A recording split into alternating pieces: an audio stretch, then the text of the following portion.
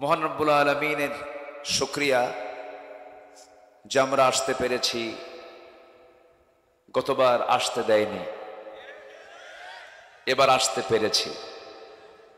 আলহামদুলিল্লাহ বলবেন না? জোরে বলুন আলহামদুলিল্লাহ।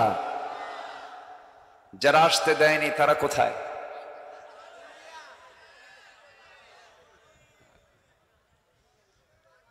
সম্মানিত ভাই বন্ধুগণ, ফেরাউন বেঁচে ছিল 1600 বছর, আর আমার দেশের ফেরাউন বেঁচে ছিল 16 বছর। ঠিক আছে না? তো কত 1600 বছর কোথায়, আর মাত্র 16 বছর আমরা অস্থির হয়ে পড়েছিলাম, খালি বলছিলাম মাতা নাসরুল্লাহ, মাতা নাসরুল্লাহ। অথচ 1600 বছর হায়াত পেয়েছিল ফেরাউন। তার জুলুম, তার অত্যাচার, 40,000 শিশুকে হত্যার মধ্য দিয়ে সে আল্লাহর পয়গম্বরের জন্ম ঠেকাতে চেয়েছিল। কিন্তু আল্লাহ তাআলার কি দৃষ্টান্ত! সেই শত্রুর ঘরে তিলে তিলে আল্লাহর পয়গম্বর মুসাকে আল্লাহ নিজে বড় করেছে। সে আল্লাহ না আছেন না নাই? আচ্ছা, তিনি সব পারেন। যাই হোক, বসতে পেরেছি জান্নাতের টুকরায়, কালেমাত শুকর আদায় করি, বলি আলহামদুলিল্লাহ। সম্মানিত হাজিরিন, আমি আমার অভ্যাস অনুযায়ী কোরআনে কারীমের গুরুত্বপূর্ণ একটি সূরা, যে সূরাটার নাম আল্লাহ তাআলা দিয়েছেন সূরাতুল কাহফ, সূরাতুল কাহফ থেকে আমি শেষে 4টা আয়াতে কারিমা তেলাওয়াত করেছি। যদি কোনো বান্দা সূরাতুল কাহফ প্রতি জুমাবারে পড়ে, এই দুনিয়া থেকে আসমান পর্যন্ত ওই বান্দার জন্য আল্লাহ তাআলা নূর দিয়ে মুনাফফার করে দেন, এবং বড় বড় ফিতনা থেকে, এমনকি দাজ্জালের ফিতনা থেকে আল্লাহ তাআলা তাকে রেহাই দিবেন, যে বান্দা এই সূরাতুল কাহফের এই আমলটা করবে। সেই সূরাতুল কাহফের আমি শেষ থেকে তেলাওয়াত করেছি। আমার অভ্যাস অনুযায়ী সেই তেলাওয়াতকৃত আয়াতকে সামনে রেখে কিছু কথা বলতে চাচ্ছি। ওয়ামা তাওফীকি ইল্লা বিল্লাহ আলাইহি তাওয়াক্কালতু ওয়া ইলাইহি উনীব। আসুন আমরা সোজা সে আয়াতের দিকে চলে যাচ্ছি। কথা বলা যাবে না তো? এখানে কথা বলে কে? হাত দিয়ে কাজ করেন, কথা বলা যাবে না। জি, আমরা যেখানে বসে আছি এই জায়গার বরকত কি সবচেয়ে কম না সবচেয়ে বেশি? কিসের কারণে? আচ্ছা, এখানকার সম্মান কম না বেশি? এই মাহফিলের সৌন্দর্য যদি কেউ নষ্ট করে, তার শাস্তিও কম হবে না বেশি হবে? বেশি হবে। সৌন্দর্যের ব্যাঘাত করা যাবে না। মাহফিলের সৌন্দর্য রক্ষার দায়িত্ব একার না সবার? একার না সবার? শৃঙ্খলা রক্ষার জন্য 1 নম্বর শর্ত হচ্ছে, যে যেখানে আছেন নামাজে দাঁড়ালে যেমন, ইমামের পেছনে জামাতে নামাজে দাঁড়ালে যেমন আর পেছনে যাওয়ার উপায় নাই সালাম ফেরা না পর্যন্ত, ঠিক তেমনি কোরআনের আলোচনা যেখানে শুরু হবে এখান থেকে নড়ারও কোনো সুযোগ নাই। এটা ইবাদত, কিন্তু এটা কি ইবাদত? ইবাদত মনে করে যে যেখানে আছেন সাহাবীদের মতো গুণ অর্জন করে, আমার রাসূল যখন কথা বলতেন সাহাবে কেরাম চুপ করে বসে থাকতেন। নড়াচড়া তো দূরের কথা, উড়ন্ত পাখি মাথার উপরে বসতো, টের পেত না মানুষ না গাছ। পিনপতন নীরব হয়ে আমরা বসে থাকবো। জোরে বলি ইনশাআল্লাহ। কিসের সম্মানে? কোরআনের সম্মানে। কোরআন যারা মানে, কোরআন যারা পড়ে, কোরআন যারা শিখে, কোরআন যারা শিখায়, তারা হচ্ছে এই পৃথিবীর ভিতরে সবচাইতে শ্রেষ্ঠ বান্দা। আমার কথা না, নবীর কথা? নবীর কথা। খায়রুকুম মান তাআল্লামাল কুরআনা ওয়া আল্লামাহু। আলেম পাশে থাকলে একটু সুবিধা আছে, কোথাও কোনো গ্যাপ থাকলে এটা পূরণ হয়ে যায়। বলি আলহামদুলিল্লাহ। তাহলে এই কোরআনটা পৃথিবীর কোরআন না আসমানের কোরআন? আসমান থেকে নাজিল করেছেন কে? আসতে বলবেন না, তিনি কে নাজিল করেছেন? কোরআন তার নিজের পরিচয় একবার দিয়েছে না বারবার দিয়েছে? বারবার। যেখানে যাবেন আগে কোরআন সম্পর্কে আগে কোরআন ক্লিয়ার করেছে, আমি কে, আমার পরিচয়টা কি।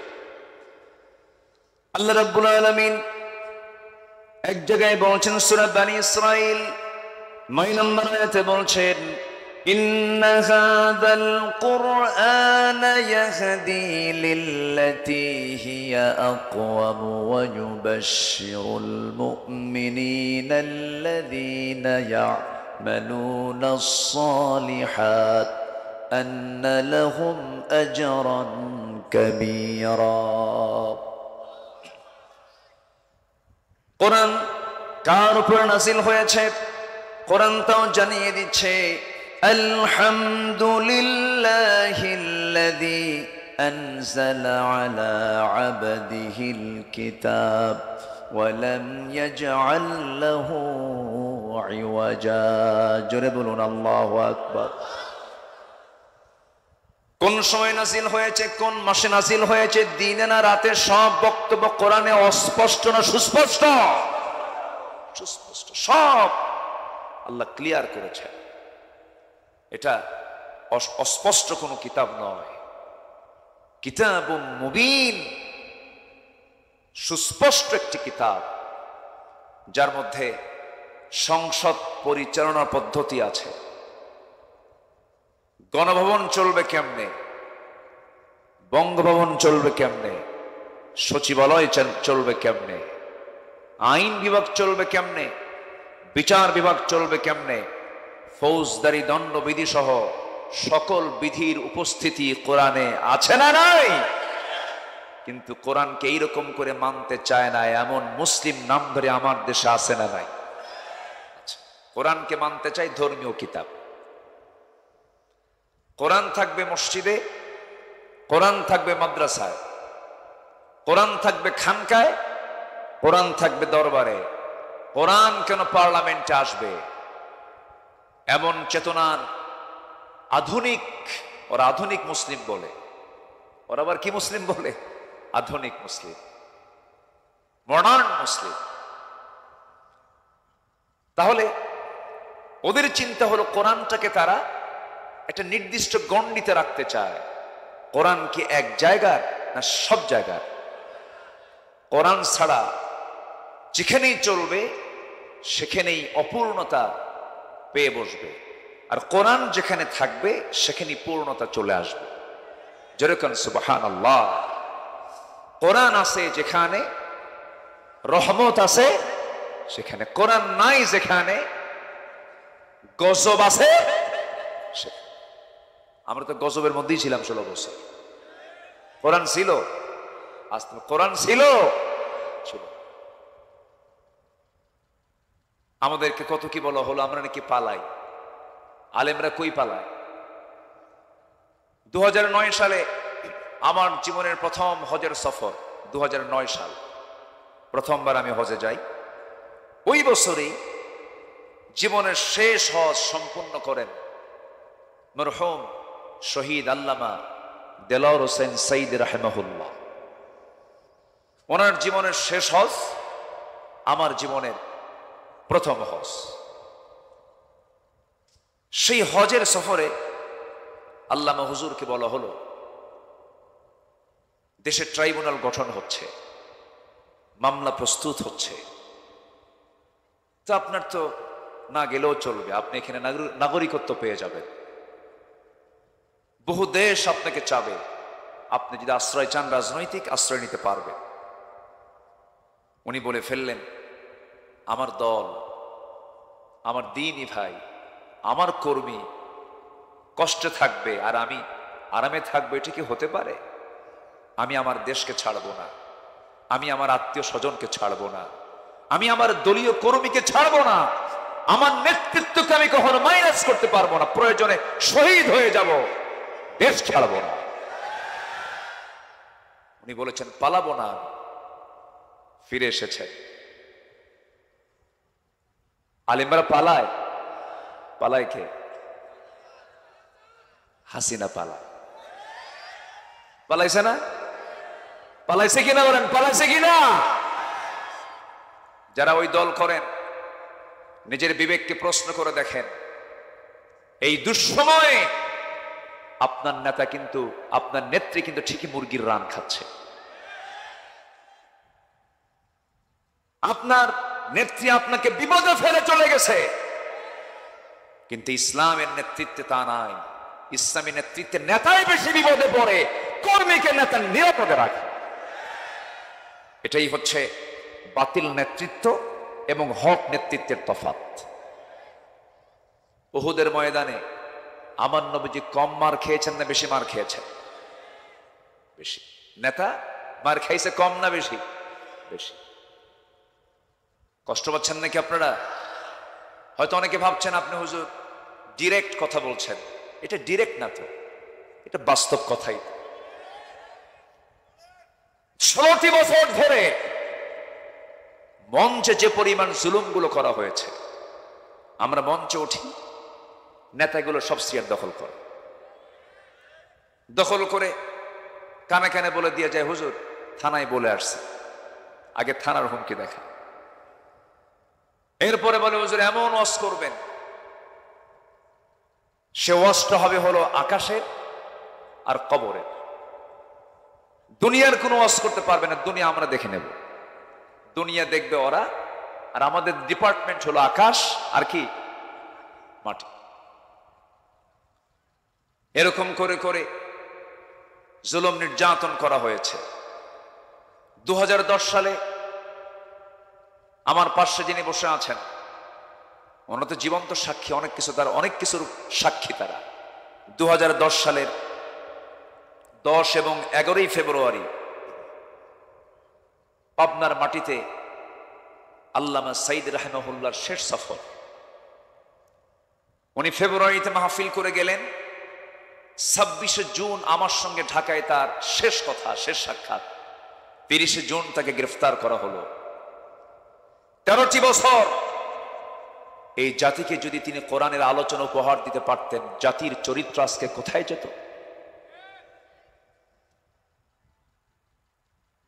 কত পথহারা যুবক বা মানবদ্য সন্তান তার বক্তৃতা শুনে বাপমার অনুগত হয়েছে। অস্ত্রের ঝনঝনিনী রাজনীতি ছেড়ে দিয়ে ইসলামের রাজনীতি শুরু করেছে। সেই মানুষ গড়ার কারিগর এই মুসলিম উম্মার একটি বিশাল সম্পদ আটকিয়ে রেখে 13 বছর পরিবারের হক, মার হক, সন্তানদের হক, জাতির হক, সমাজের হক, সব হক থেকে বঞ্চিত করা হয়েছে।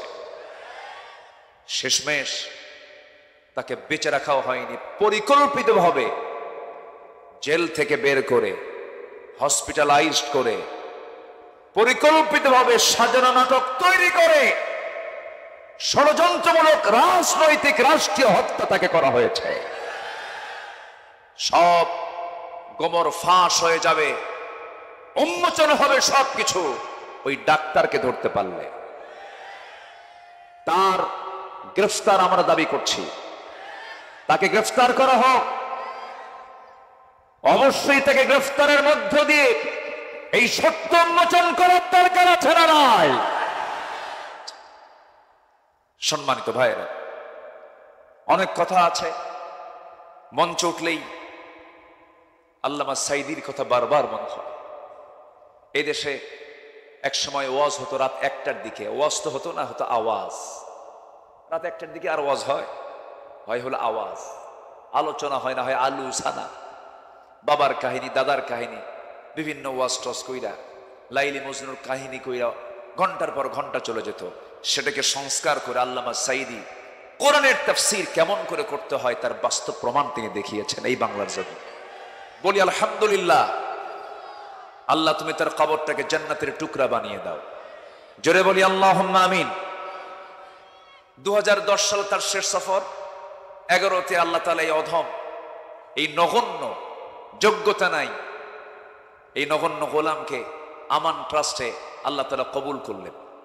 আসলাম আপনাদের আমান ট্রাস্টে। 11 দারুল আমান ট্রাস্ট, 11, 2011, 12, 13, 14, 4 বছর, 3, 4, 12টা পর্বে, সকালে মহিলা সমাবেশ, 2 দিন রাতের মাহফিল। এই মাহফিলটা আল্লাহ তাআলা আমাকে দিয়ে করালেন। 14 সালের শেষের দিকে মাহফিলে হামলা করা হলো। একটা মাহফিলে অস্ত্রের ঝনঝনানি প্রকাশ হলো, আমাকে লক্ষ্য করে গুলিও ছোড়া হলো। শেষমেশ আমাকে হামলা করলো, মঞ্চে আগুন ধরাইয়া দিল। শেষে আমি শুনি 3 দিন পর আমি হলাম 1 নম্বর আসামি। কোথায় তারা? আজকে পাবনার সেই সন্ত্রাসীগুলো কোথায়? ঠিক কিনা? এই সমস্ত আচরণকে আল্লাহর ওলি করে না, সন্ত্রাসরা করে। কোথায় তারা? আল্লাহ নাই? আসতে বলবেন না, আল্লাহ আছেন না? নাই। কোরআন থেকে আমরা শুনবো কথা, কার গায়ে লাগলো এটা আমাদের দেখার তো কোনো বিষয় নয়। যার গায়ে লাগবে তার সমস্যা, ঠিক কিনা? কোরআন শুনে যদি কারো গায়ে লাগে তাহলে ভাবতে হবে ওর সমস্যা, কোরআনের সমস্যা নয় এটা। কিন্তু ওদের কাছে মনে হয়েছে কোরআনেরই সমস্যা। এই জন্য তারা কোরআনকে অচল করতে চেয়েছিল। অচল করতে নিয়ে এমন অচল হয়েছে ওরা, খুঁজেও পাওয়া যাচ্ছে না, ঠিক কিনা? তবে আমাদেরকে ব্যক্তিগত মান উন্নয়ন করতে হবে। জাতিগত হিসাবে আমার দেশের মানুষ সত্য কথা বেশি বলে না মিথ্যা কথা বেশি বলে? খুব ভালো চরিত্র না? আস্তে কর, ভালো চরিত্র। আমি মাঝে মাঝে বলি কি জানেন, কোন বান্দার যদি একটা আমল থাকে মিথ্যা কথা না বলা, ওর চাইতে দুনিয়ার শ্রেষ্ঠ পীর আর দ্বিতীয় জন হতে পারে না। যে ব্যক্তি মিথ্যা ছাড়বে তার জন্য জান্নাত ওয়াজিব হবে। জোরে বলে সুবহানাল্লাহ। আবু বকর সিদ্দিক রাদিয়াল্লাহু আনহু বলছেন, হুজুর খাত্তাবের ছেলে ওমরের মেজাজ আমি জানি, আমরা প্রস্তুতি নিচ্ছি, মেরে ফেলবো। রাসূল বলছেন, না রে আবু বকর, আমার মনে হয় ওমরের দিলটা ইসলামের জন্য কবুল হয়ে গেছে। দোয়া করেছেন মুহাম্মদ সাল্লাল্লাহু। দাওয়াতি কাজ করতে গেলে দোয়ার দরকার আছে না নাই? যে লোকটাকে আপনি দাওয়াত দেবেন সেই লোকটার জন্য দোয়া করা দরকার। আমরা এখন একটা পরিবেশ পেয়েছি, এখন সবচেয়ে বড় কাজ হলো দাওয়াতি কাজ করা। আমার ভাইকে জাহান্নাম থেকে বাঁচানো যায় কেমনে? এখন বই বের করলে সমস্যা নেই, এমন একটা সময় গেছে কোরআন বের করলে জঙ্গি বলে আখ্যা দিয়েছে তারা। হাদিসের বই বের করতে দেয়নি, কোরআন বের করতে দেয়নি। বুখারীর কিতাবকে তারা জঙ্গির কিতাব বলে আখ্যা দিয়েছে। এত বড় জুলুম শাহী চেপেছিল আমাদের এই জাতির ঘাড়ে। সম্মানিত ভাইয়েরা, একটু আমরা শ্বাস নিতে পারছি, আবার ভাববো না যে আমরা বিজয় পেয়েছি। না, বিজয় সেই দিনই হবে যেদিন এদেশের আকাশে কালিমার পতাকা বিজয়ী বেশে উড্ডীন হবে। আল্লাহর কালিমা বিজয়ী বেশে উড্ডীন হোক বাংলার জমিনে। সবাইকে চান। সংসদ চলবে কোরআন দিয়া, সচিবালয় চলবে কোরআন দিয়ে। এই মতের পক্ষে রাজি আছেন কারা কারা? হাত উঁচু করে দেখা।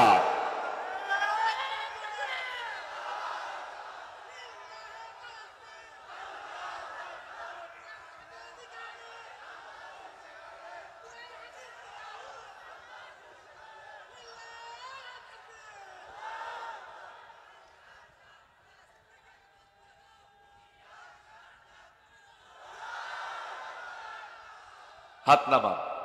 এ কি সাবধান? ওরা নাই তো, স্লোগান পাল্টাতে হবে। কি সাবধান আছে নাকি? সাবধান কই? থাকলে তো সাবধান হবে। ওরা আছে, সাবধান কি হবে? থাকুক, ওদেরকে আমরা দাওয়াত দেবো এখন, ঠিক আছে না? বুকে টেনে নেবো আমরা।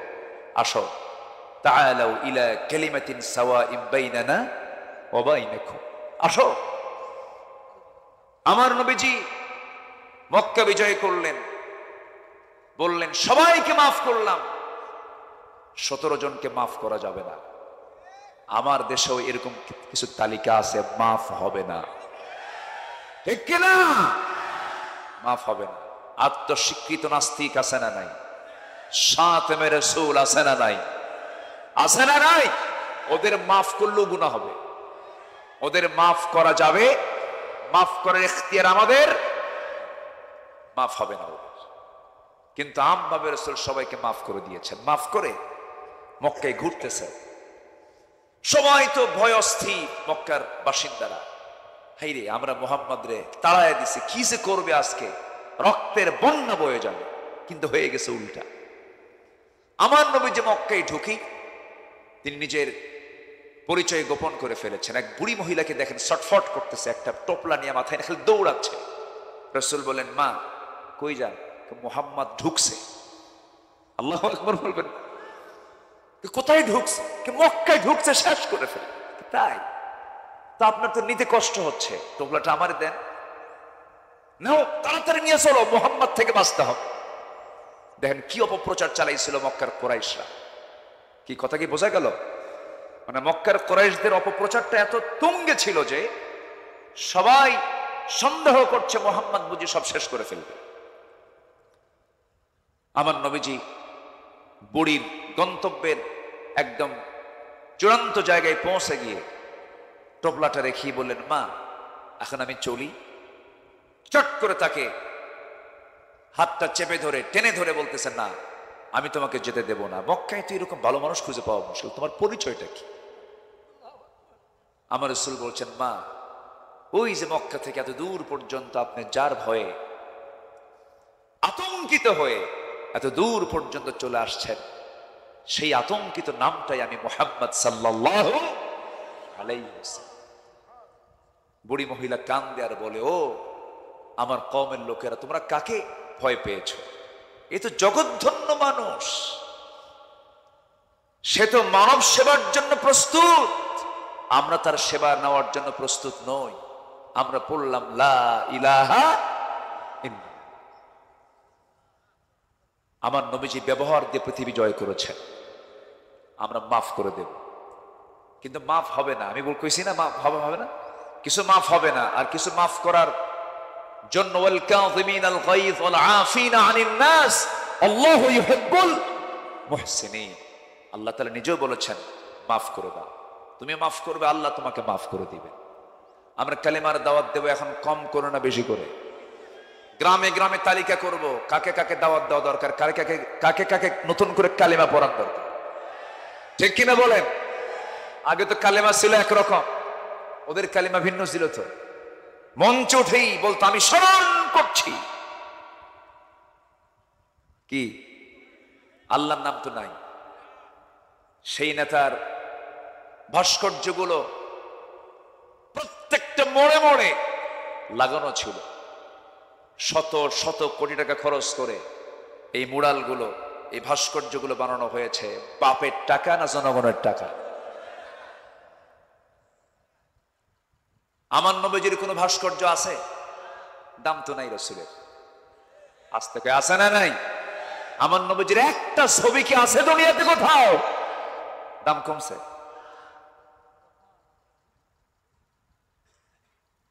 ভাস্কর্যের পক্ষে যদি ইসলাম থাকতো, মূর্তি টাঙানো, মূর্তি উঠানো, মূর্তি লাগানোর পক্ষে যদি ইসলাম থাকতো, অন্তত একটা নবীর মূর্তি দুনিয়াতে থাকতো। আছে? আর কি এক্সাম্পল নেবেন আপনি? কি উদাহরণ নেবেন আপনি? সেই ভাস্কর্য ভাঙতেছে পরের দিন 6 আগস্ট, একদম মাথায় চড়ছে একজন, বুঝলেন? মাথায় একদম মাথার উপর সরে ভাঙছে।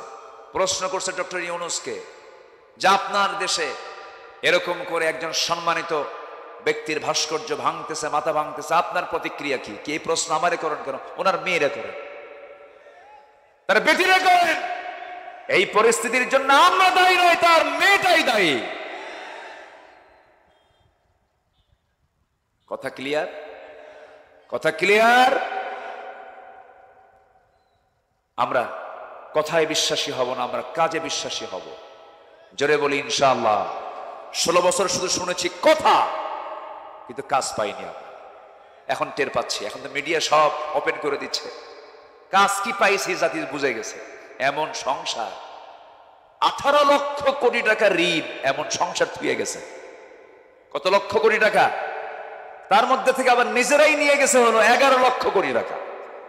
দেশপ্রেমিক, হ্যাঁ, দেশপ্রেমিকের লক্ষণ এগুলো। শুধু পুকুর চুরি নয়, এরা সাগর চুরি করেছে, ঠিক কিনা? এরা সাগর চুরি করেছে। আমার বন্ধুগণ, আমি কি শেষ করে দেব নাকি? ওই যে কিছু পাগড়ি বাচ্চারা, ও শিক্ষকের ডাক পড়ে গেছে, সাইক্লোন হলেও থাকবে না। যদি এখানে ঝড়ও শুরু হয়, যত কিছুই বলেন আপনি, থাকবে না। শিক্ষক যেখানে, ছাত্র, এটাই তো নেতৃত্ব, এটাই হচ্ছে জামাত। আল্লাহু আকবার বলে, যেরকম আল্লাহু আকবার। ইমাম আছে যেখানে, মুসল্লি আছে, ওদের ফজরে উঠতে হবে। তার আগে যদি হাফেজ হয়, তাকে একটা সবক দিতে হবে, নতুন সবক মুখস্থ করতে হবে। কত সুন্দর সিস্টেম। আল্লাহ তুমি এদেরকে বড় আলেম বানাও। আবার ইনি আবার কোথায় কোন হাফিজা মাদ্রাসার ছাত্র, যে পিছন দিয়ে যাচ্ছে, যে উনি আবার চান্স নিছে, এই চান্স আমি চাই। বসেন বসেন। আমি কোন সূরা থেকে কথা শুরু করেছি বলেন তো, মনে আছে আপনাদের? কাহাফ মানে হলো গুহা। কাহাফ মানে কি বলেন? গুহা। আসহাবুল কাহাফ, আন্না আসহাবাল কাহাফি ওয়ার রাকিমি কানু মিন আয়াতিনা আজাবা। আল্লাহু আকবার। মুহাজির ছিলেন, হিজরত করে দেশ ছেড়েছিলেন জালিম বাদশার অত্যাচার থেকে বাঁচার জন্য। আল্লাহ তাআলা তাদের এই হিজরতকে কবুল করলেন। এখন পর্যন্ত ঘুমায় তারা ওই গুহার মধ্যে, কিয়ামত পর্যন্ত ঘুমাবে। আল্লাহ তাদের পাহারা দিচ্ছে। মুহাজিদের সাহায্যকারী কে? আসতে বলবেন, তিনি কে? আল্লাহ তাআলা। আমার বন্ধুগণ, দুইটা আমল আমরা করব, জান্নাত বুঝে নেব আল্লাহর কাছ থেকে। কিন্তু দুইটা আমলের মধ্যে গোটা জীবনের সমস্ত আমল জড়িত। ঈমান তেমন একটা বিষয়ের নাম, ঈমানটা কখন চিন্তাই হয়ে যায় বান্দা নিজেও টের পায় না। আমার দেশে এমন লোক আছে, এমন লোক আছে আমার দেশে খুঁজে পাওয়া যাবে, নামই হলো ঈমান আলী। আছে না? নাম কি? ঈমান আলী। মুহাম্মদ ঈমান আলী। দেখেন কতগুলো নাম। মুহাম্মদ একটা নাম, ঈমান আবার আলী। মুহাম্মদ ঈমান আলী, এত সুন্দর নাম, কিন্তু ফজর পড়ে না, নাম রাখছে ঈমান আলী। মোহাব্বত বাবা অনেক শখ করে নাম ঈমান আলী রাখছে, কিন্তু নামাজ পড়ে নাই ফজর। নাম হলো রমজান আলী, দুপুরবেলা ভাত খায়। নাম কি? রমজান আলী। নাম হলো বাদশাহ মিয়া, ভিক্ষা করে। নাম বাদশাহ মিয়া, কি করে? নাম হলো খোকা মিয়া, বয়স 80 বছর, বুড়ো হয়ে গেছে। বুড়া মিয়া না হয়, তার নাম কি হয়েছে? খোকা। নাম হলো আতর আলী, পকেটে গাজার গন্ধ। নাম কি? আতর আলী। এই নাম দিয়ে জান্নাত পাওয়া যাবে না, গুণ দিয়ে জান্নাত পেতে হবে। ঈমান এনেছি বললেই শুধু হবে না। আল্লাহ রাব্বুল আলামিন বলছেন, আহাসিবান নাস আইয়ুতরাকু আইয়াকুলু আমান্না ওয়া হুম লা ইফতানুন। মানুষের কি ধারণা, ঈমান এনেছি আর আমি তাকে পরীক্ষা ছাড়া এমনি ছেড়ে দেব? না না, অবশ্যই তাকে পরীক্ষা করা হবে। এই পৃথিবীতে সবচেয়ে বেশি পরীক্ষা দিয়েছেন আল্লাহর নবীরা। আশাদ্দুন নাসি বালাউল আম্বিয়া সুম্মাল আমসাল ফাল আমসাল। এই দুনিয়াতে যত বালা মুসিবত এসেছে, সবচেয়ে বেশি বালা মুসিবতের সম্মুখীন হয়েছেন হলো আল্লাহর নবীরা। আদম আলাইহিস সালাতু ওয়াস সালাম এবং মুসলিমীয় দুই একজন নবী ছাড়া এই পৃথিবীতে অধিকাংশ নবী তারা মাজলুম ছিলেন, অত্যাচারিত ছিলেন। বিশেষ করে আমরা সবাই জানি আমাদের জাতির পিতাকে। আরো জোরে, আরো জোরে, আরো জোরে। ভুল যেন আর না হয়। আসতে কয়, ঠিক কিনা? ভুল কি আর হবে? জাতির পিতা কে? এটা কার দেওয়া? সম্মানিত ভাইয়েরা, সূরাতুল হজ একদম লাস্ট আয়াত, সূরাতুল হজের শেষ আয়াত। মিল্লাতা আবিকুম ইব্রাহিম হুয়া সাম্মাকুমুল মুসলিমিন। মিল্লাত মানে জাতি, আবুন মানে পিতা, কুম মানে তোমাদের। একদম শাব্দিক অর্থ বলছি, কিন্তু কোন ভাবার্থ না। মিল্লাত মানে ন্যাশন, পিতা, আবুন মানে জাতি, আর আবুন মানে হলো ফাদার, আর কুম মানে তোমাদের। তোমাদের জাতির পিতা কে? আরো জোরে, আরো জোরে। এটা কার দেওয়া?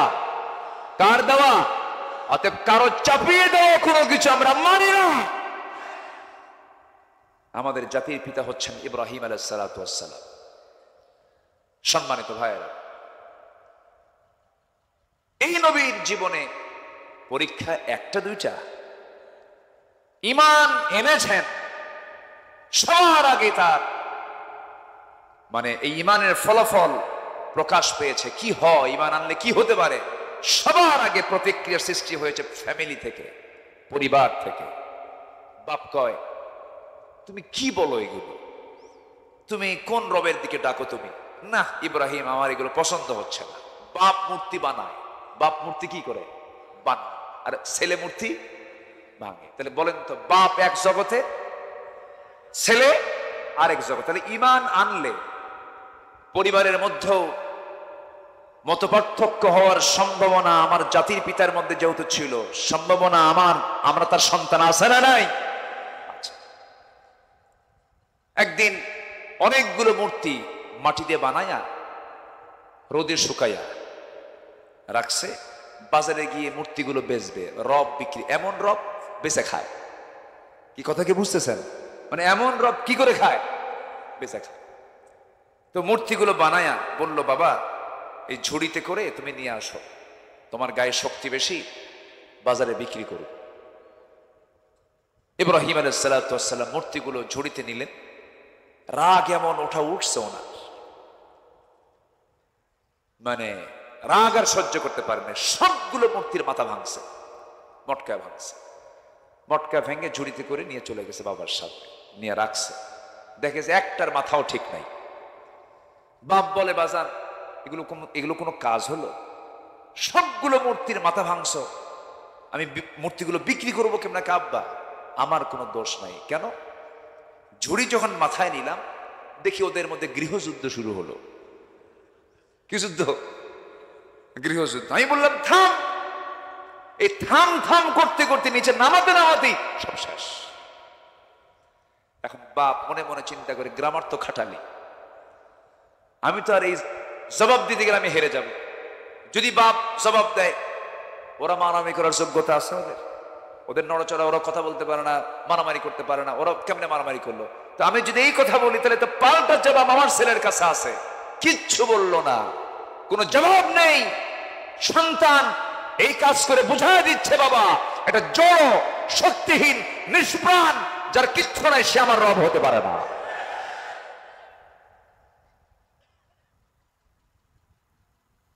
এর ফলাফল কি দাঁড়ালো? এর ফলাফল দাঁড়ালো হলো রাষ্ট্রীয়ভাবে তার বিরুদ্ধে আইন পাশ করা হলো। সে রাষ্ট্রীয় আইনে তাকে আইন পাশ করা হলো কি? তাকে জীবন্ত দোলনায় তুলে, তাকে শূন্য তুলে, সবার চোখের সামনে স্টেডিয়াম তৈরি করে লক্ষ লক্ষ জনতার সামনে আল্লাহর নবীকে তারা আগুনে ফেলবে আর তৃপ্তি নেবে, মজা নেবে। আল্লাহ বললেন, আমার খালিলকে তোরা আগুনে ফেলে মজা নেবি? উল্টা ঘটনা ঘটায় দেব। জোরে কোন সুবহানাল্লাহ। ওরা জানেই নাই যে ঘটনা এটা ঘটবে। আগুনের কাজ তো জ্বালায় দেওয়া, ওরা তারা জানে না যে আগুন এরকম উল্টা হবে। ওরা কি জানে? আল্লাহ বললেন, যা জ্বালায় দে। আল্লাহ এমন ঘটনা ঘটালেন পৃথিবীর ইতিহাসে একটাই ঘটনা ঘটেছে ইব্রাহিমের জীবন। আল্লাহু আকবার বল। নিক্ষেপ করছে আগুনে। ইমানের কি শক্তি! আগুন জান্নাতের টুকরা হয়ে যায়। এটা জোরে কোন সুবহানাল্লাহ, আরো জোরে কোন সুবহানাল্লাহ।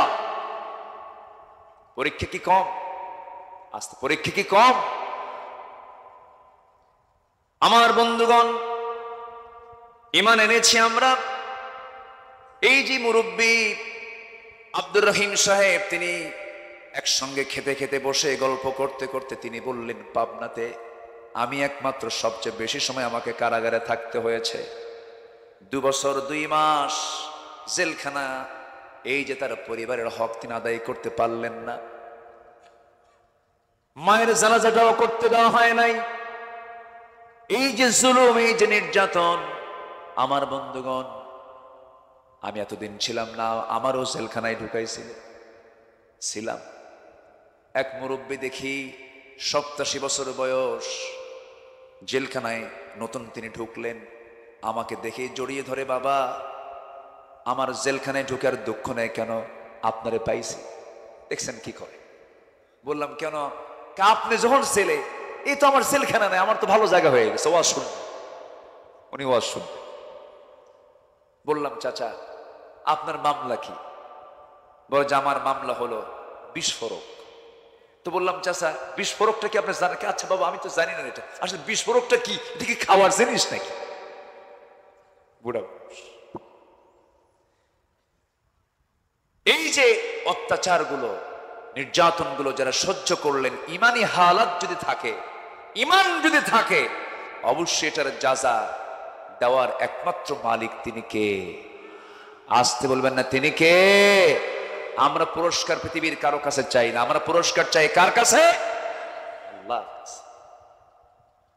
আমার বন্ধুগণ, জেলখানার মধ্যে অত্যাচার আছে, আছে না নাই? সেখানেও কিন্তু আরাম নাই। ওর মধ্যে আবার সেল রাখছে, ওর মধ্যে আবার আলাদা টর্চার আছে। এরকম করে বহু অত্যাচারগুলো করা হয়েছে। আয়না ঘর তৈরি করেছিল তারা। আয়না ঘরের সবচেয়ে বড় দুইজন যারা সবচেয়ে বড় জুলুমের শিকার হয়েছেন, মীর কাসেম আলী, শহীদ মীর কাসেম আলী রাহিমাহুল্লাহর সন্তান ব্যারিস্টার আরমান, আমি গিয়েছিলাম দেখতে। অধ্যাপক গোলাম আজম রাহিমাহুল্লাহর ছেলে ব্রিগেডিয়ার আব্দুল্লাহিল আমান আজমি, দুজনের সঙ্গে কথা বলেছি। শুধু তারা বলেছেন যে আমাদের প্রত্যেকটা রাত কাটতো, যখন রাত হতো ভাবতাম এই রাত যেন আমাদের জীবনের শেষ রাত। এবং আমি 8টা বছর একটা না, আমি কোনদিন সূর্যের মুখটা দেখিনি। সূর্যের মুখ না দেখে থেকেছেন তারা দীর্ঘ 8 বছর। বলুন এটি কি নিকটবর্তী কোনো মানব মানে অস্বাভাবিকতার কোনো দৃষ্টান্ত? আমার মনে হয় এর চাইতে বেশি নাই আর পৃথিবীতে। সম্মানিত ভাইয়েরা, কিন্তু ইমানদারের পুরস্কার চাওয়া কার কাছে? আসতে বলবেন না কার কাছে? ব্যারিস্টার আরমান বললেন যে আমার বাবা মীর কাসেম আলীর ফাঁসি হয়েছে আমি 8 বছর পরে জেনেছি। তাকে ধরে নেওয়া যাওয়ার পরে তার আব্বার ফাঁসি হয়েছে, বাবার ফাঁসি হয়েছে মাত্র 1 থেকে 1.5 মাস পরে। অথচ উনি ওনার বাবার জানাজা দূরে থাক, কাফন দাফন দূরে থাক, ওনার বাবা বেঁচে আছেন না মারা গেছেন এই সংবাদ তিনি পেয়েছেন যেদিন তিনি ওই আয়না ঘর থেকে রেহাই পেয়েছেন। এই হচ্ছে চিত্র। তবে হ্যাঁ, এই যে ফলাফলটা আমরা পেয়েছি, এটা কি একদিনে আসছে? এটা কি একদিনে আসছে? অবশ্যই চোখের পানি, কিছু বান্দার চোখের পানি এখানে আছে না নাই? আসতে বলবেন না আছে না নাই? আমার বন্ধুগণ একটু কান লাগান। আমি একটা না, আল্লাহর সন্তুষ্টি হাসিল করার জন্য আমার আপনার কিছু করণীয় আছে। আমরা কোরআনকে সামনে রেখে 17টা করণীয় আমরা আজকে শিখে যাব। কয়টা বলেন? 17টা। আমি কি একটাও বলছি নাকি? তাহলে এখন বলেন ওয়াজ কি শেষ না শুরু? তাহলে চিন্তা করেন। তাহলে আরেকজনকে কেবল খেলা শুরু। পাবনা তো খুব মজার জায়গা। বলি আলহামদুলিল্লাহ, আমি খুব খুশি হয়েছে আজকে আমাকে খুব আগে ভাগে উঠায় দিয়েছে। খুব ভালো কাজ করছেন। এটা যদি পারেন আরো আগে উঠায় দিন, এটা আরো ভালো। কারণ সবকিছুর যৌবনই সব খেলা হয়, বুড়াকালে কোনো খেলা হয় না, ঠিক কিনা? মেসির বয়স এখন যত বাড়বে, মেসি কি আর ভালো খেলোয়াড় হবে? বুড়া হয়ে গেলে আর পারে না, অবসর হয়ে যায়। এর মানে আমি বলতেছি না ফুটবল খেলা জায়েজ, এমনি একটা উদাহরণ দিলাম এটা। সম্মানিত ভাইয়েরা, তাহলে আল্লাহ সন্তুষ্ট অর্জন করতে গিয়ে আমাদের 17টা কাজ আমরা করব। 1 নাম্বার হলো যেটা বলে ফেলেছি অলরেডি, আমার ঈমান আনবো এবং ভালো কাজ করব। জোরে বলি ইনশাআল্লাহ। রাজি আছেন তো সবাই? আচ্ছা, কারো আইল ঠেলবো? আইল ঠেলা কিষান এখানে আছে না নাই? এখন আওয়াজ কিন্তু কমে গেছে। আইল ঠেলা জমিওয়ালা আছে না নাই? যেদিন মাপ হবে তার আগের দিন আমিনকে ডাক দিয়ে বলে, ভাই কিছু টাকা দেব না, একটু বাড়ায়। আছে না নাই? আছে কিনা বলেন? শুধু আত্মপক্ষ নিজের একটু বেশি নেওয়ার জন্য বারবার চেষ্টা করে। ওয়াইলুল লিল মুতাফফিফিন, ওই সমস্ত ব্যক্তির জন্য ধ্বংস হয়ে যাক যারা দেওয়ার সময় কম দেয়, নেওয়ার সময় বেশি নেয়। জমির মাপে শুধু ধান্দায় থাকে, আমার ওই ওই কানি আমাকে কেমন যেমন করে হোক কাভার বাঁকা তো সোজা করতেই হবে। আছে না নাই? এটা কি ইমানদার করতে পারে? ইমানদার করতে পারে? বরং যদি সন্দেহ হয় আমার জায়গার মধ্যে অমুক ভাইয়ের জায়গাটা পড়ে আছে, নিজ দায়িত্বে আমিনের টাকা খরচের টাকা নিজে দিয়া ওই প্রতিবেশীর সম্পদ জমি তার অধিকারে দিয়ে দেওয়া। যদি কেউ কারো জমি এক বিঘত পরিমাণ, সহিহ বুখারীর হাদিস, এক বিঘত পরিমাণ যদি কেউ জায়গা কারো দখল করে, কিয়ামতের দিন আল্লাহ তাআলা তার মাথার উপরে 7 তবক আসমান জমিন চাপায় দিবে। যেরকম নাউজুবিল্লাহ। তাহলে জমি কারো জমি ভিতরে থাকা ভালো না নিজের জমি মানুষের কাছে থাকা ভালো? এটাও ভালো। আমারটাও কি কোন বোমা ফুটলো এই জায়গায়, ওইটা মাঝে মাঝে রাখছেন যে ঘুম পাড়তে নিলে একটু ফুটুস করে উঠবে, ঘুম ছেড়ে যাবে। ভালো মেডিসিন রাখছেন আপনারা, এটা রাখলে সমস্যা, এটা রাখবেন না। এমনি ফুল টুল রাখবেন। এখন ফুলও তো গন্ধ নাই, বুঝলেন? সব ফুল হয়ে গেছে প্লাস্টিক। কি হয়ে গেছে? প্লাস্টিক। মানুষ আর কান্দেও না। বাপ মরলে কান্দে না, ও শুনলে কান্দে। বাপ মরে গেছে তাই কান্দে না, ও শুনলেও কান্দে না। আজ থেকে 15 বছর আগে, 20 বছর আগের মানুষের দিলটা ছিল সফট, নরম ছিল, একটুতে কেঁদে যেত, কাঁদতো, ইটি করতো। আর এখন বাপ মরলে হাসে, জানাজা করার সময় নাই। মানুষ এত হৃদয়হীন, পাষাণ হয়ে গেছে। মূল কারণ কি জানেন? ইমান ছিনতাই হয়ে গেছে শয়তানের কাছে, ঠিক কিনা? এই জন্য 1 নাম্বার কাজ হলো আমরা ইমান আনবো। জোরে বলি ইনশাআল্লাহ। এই যে ভাই কোথায় যায়? এই যে বসেন, ও মুরব্বী না তো, ওইয়া এটা কইলে আবার ভুল হবে। বসেন। মোশতাক ভাই যে কি দিল, জি বসেন।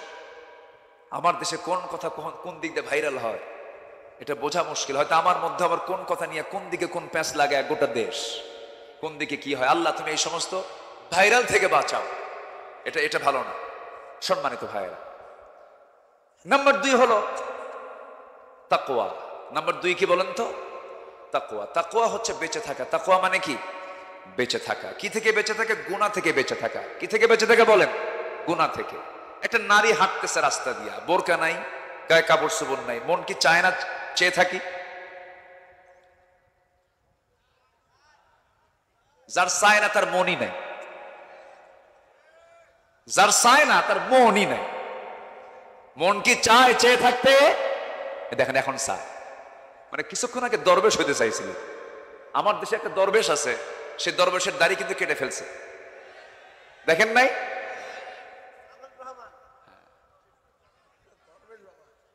একজন দাড়ি কাটে আর একজন দাড়ি রাখে। কি নাটক হচ্ছে আমার দেশে, আল্লাহ দেখায় দিচ্ছেন। সম্পদ দিয়ে কি করবেন? গোটা দেশের টপ ধনী আত্মরক্ষার জন্য দাড়িটা কাটলো। সে দাড়িটা কি? কোন বড় আলেমের দাড়ি এত সুন্দর হয় না, একদম মুখ ভরা দাড়ি, চেহারার সুরত, চেহারার সৌন্দর্য দেখে মনে হয় কেমনই সে আসমান থেকে নাজিল হয়েছে। এত সুন্দর চেহারা, সূরাতে জিবরাইল, সিরাতে শয়তান। সারা রাত নৌকায় চড়ছে, কিন্তু নৌকার ভেড়ে নাই। কোস্টগার্ড ধরেই ফেলছে সকালবেলা, ধরে ওরে পায় নাই, পাইছে তার পার্টনারকে, আইনমন্ত্রীকে পাইছে। আইনমন্ত্রীকে ধরে নিয়ে আসতেছে। আইনমন্ত্রীকে, আমার একা নিয়ে যাও কেন? ওই যে দরবেশ বসা, বুঝেন নাই? দরবেশকার চেনে নাই, কারণ দরবেশ প্রকাশ পেতে হলে কি থাকতে হবে? দাড়ি নাই। কত বড় ধোঁকাবাজ দেখেন।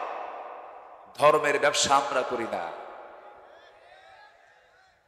ধর্মের ব্যবসা তারাই করে যারা দাড়ি রাখে, দাড়ি কাটে, মাথায় পট্টি লাগায়, মাথায় পট্টিতে না বেঁধে আবার তিলক লাগায়, ঠিক কিনা? তারাই হচ্ছে ধর্মের ব্যবসায়ী। সম্মানিত ভাইয়েরা, সম্মানিত বন্ধুগণ, তাকওয়া আনতে হবে। যা করব কার জন্য? আসতে বলবেন না, কার জন্য? আল্লাহর জন্য। কোন মুজরিমিনদের জন্য, কোন পাপীর জন্য জান্নাত নয়। কোন হারাম কাজ যে বান্দা করবে তার জন্য জান্নাত নয়। জান্নাত হচ্ছে কার জন্য? ইন্নাল মুত্তাকিনা ফি জান্নাতিন নাঈম ফাকিহিনা বিমা আতাহুম রাব্বুহুম ওয়া আকাহুম রাব্বুহুম আযাবুল জাহিম। জোরে বলুন আল্লাহু আকবার। আমার বন্ধুগণ, নাম্বার 3 হলো নামাজ কায়েম যারা করবে। বহু ইমানদার আমার দেশে আছে, বছরে 2 দিন নামাজ পড়ে। কয়দিন নামাজ বলেন? এই 2 দিন নামাজ কিসের নামাজ হতে পারে বলেন? এর মধ্যে মাঝে মাঝে আরেক ওয়াক্ত পড়ে জানাজার নামাজ। কিসের নামাজ? জানাজার নামাজ। জানাজা মাঝে মাঝে পড়ে ওযু ছাড়া। কি ছাড়া? এমন নামাজ আল্লাহ রাব্বুল আলামিন পড়তে বলেন নাই। নামাজ তো 2 দিনের জন্য নয়, নামাজ তো জানাজার জন্য শুধু নয়। নামাজ হবে মূলত কয় ওয়াক্ত বলেন? আসতে বলবেন না, কয় ওয়াক্ত নামাজ? আল্লাহ মোহাব্বত করেন কয় ওয়াক্ত নামাজিকে? 5 ওয়াক্ত নামাজিকে। ইন্নাস সালাতা কানাত আলাল মুমিনিনা কিতাবাম মাওকুতা। জোরে বলুন আল্লাহু আকবার। ইমানদাররা নামাজ সঠিক মতো আদায় করে, ফজরের সময় পড়ে। সুবহানাল্লাহ। আমি যখন নামাজে দাঁড়াই তখন আমার সামনে কে থাকেন? আসতে বলবেন না, কে থাকেন? কান্নাকা তারাহু ওয়া ইল্লাম তাকুন তারাহু ফাইন্নাহু ইয়ারাক। তুমি যদি তোমার আল্লাহকে না দেখতে পাও, আল্লাহ অবশ্যই তোমাকে দেখছেন। অর্থাৎ আমি যখন নামাজে দাঁড়াই সঙ্গে সঙ্গে হয়ে যায় আমরা কার মেহমান? আল্লাহর মেহমান হয়ে যাই। এই নামাজ যারা কায়েম করবে, নাম্বার 3, অনর্থক কাজ থেকে যারা দূরে থাকবে তারা আল্লাহর সন্তুষ্ট হাসিল করতে পারবে। যারা পারেন আয়াত আমার সঙ্গে ঠোঁট মিলিয়ে বলুন, قد أفلح المؤمنون الذين هم في صلاتهم خاشعون والذين هم عن اللغو معرضون والذين هم للزكاة فاعلون والذين هم لفروجهم حافظون। জোরে বলুন আল্লাহু আকবার।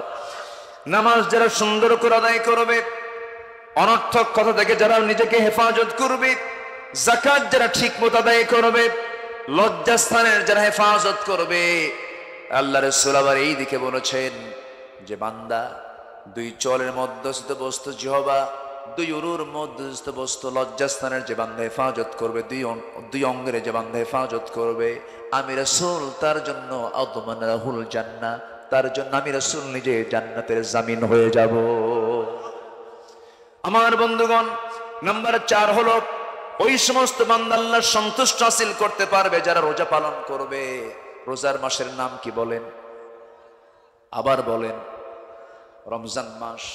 রমজান মাসে রোজা হয়। রমজান মাস ছাড়া আরো বাকি 11 মাস আছে, সেই মাসগুলো তো রোজা রেখেছেন মুহাম্মদ সাল্লাল্লাহু আলাইহি ওয়াসাল্লাম। তিনি প্রতি মাসের 13, 14, 15, চন্দ্র মাসের 13, 14, 15 তিনি রোজা রেখেছেন। সোমবার, বৃহস্পতিবার রোজা রেখেছেন। আমার নবীজি মাঝে মাঝে রোজা রাখতেন। রোজা রাখলে পরে তাকওয়ার পরিমাণটা বেড়ে যায়, আল্লাহর সঙ্গে নৈকট্য বেড়ে যায়, আল্লাহর সঙ্গে সম্পর্ক অত্যন্ত গভীর হয়ে যায়। আমরা রোজা পালন মাঝে মাঝে করবো। জোরে বলি ইনশাআল্লাহ। আরো জোরে বলি ইনশাআল্লাহ। আমার বন্ধুগণ, নাম্বার 5 হলো রবের প্রতি আমরা তাওয়াক্কুল করব, রবের প্রতি আমরা বিশ্বাস রাখবো। ছেলে দেন কে? আসতে কবে না। ছেলে দেন কে? মেয়ে দেন কে? গাছে ফল দেন কে? আবার ফল দেন না কে? আসতে বলবেন না। কে? বাচ্চা হয় না, বাবার দরবারে যাওয়ার লোক আছে না নাই? আসতে বলবেন না, আছে না নাই? ইমান আছে না গেছে? এ কারা যায় দেখেন তো, মাহফিল থেকে যাচ্ছে কারা? এ বসেন। হ্যাঁ, 1 নাম্বার 2 নাম্বার অবশ্য সমস্যা একটু, তাহলে আমি দোয়া করে দেই। হ্যাঁ, আলোচনা চালাবো, একটু বসেন, আমার পয়েন্টগুলো একটু শুনে যাই, একটু বসেন। কত সমস্যা আমাদের জীবনে থাকে, কিন্তু মাহফিলে এসেও যদি সমস্যার কথা মনে করেন তাহলে তো সমস্যা কোনোদিন ফুরাবে না। এখানে বসতে হবে সম্পূর্ণ কার মহব্বতে?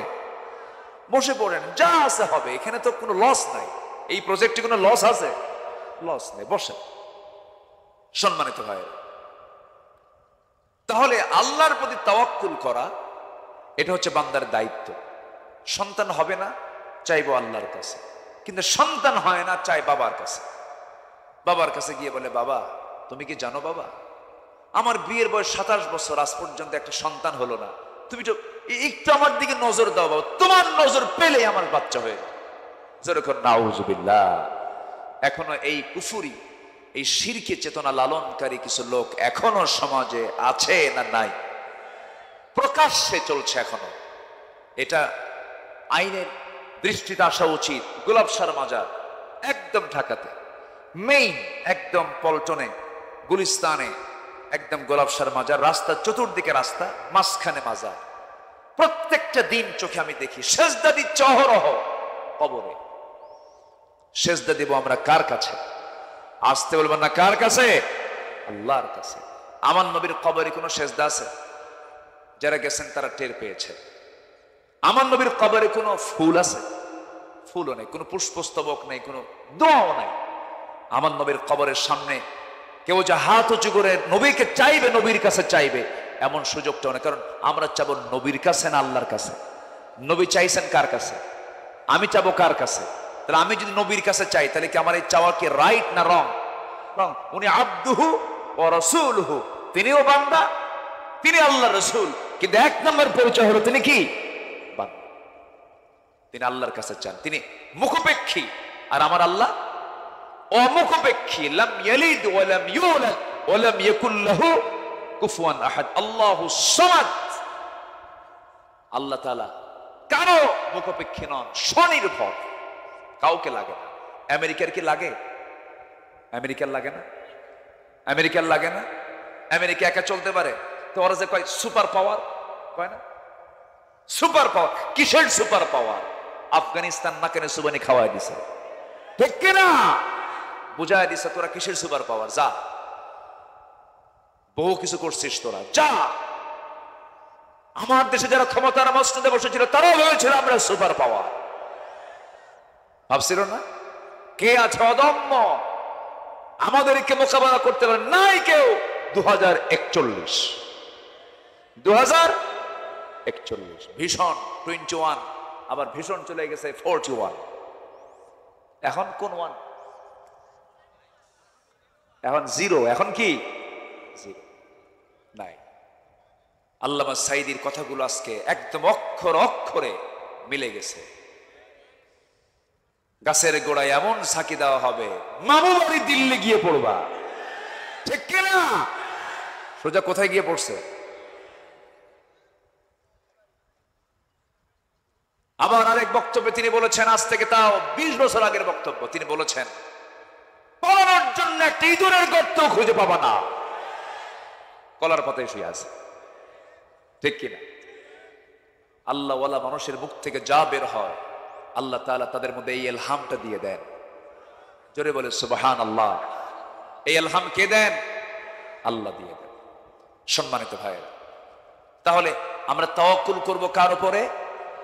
আল্লাহর উপরে। আল্লাহ কি পারেন না অসম্ভবকে সম্ভব করতে? 80 বছরের সন্তান দিয়েছেন আমার জাতির পিতা ইব্রাহিমের।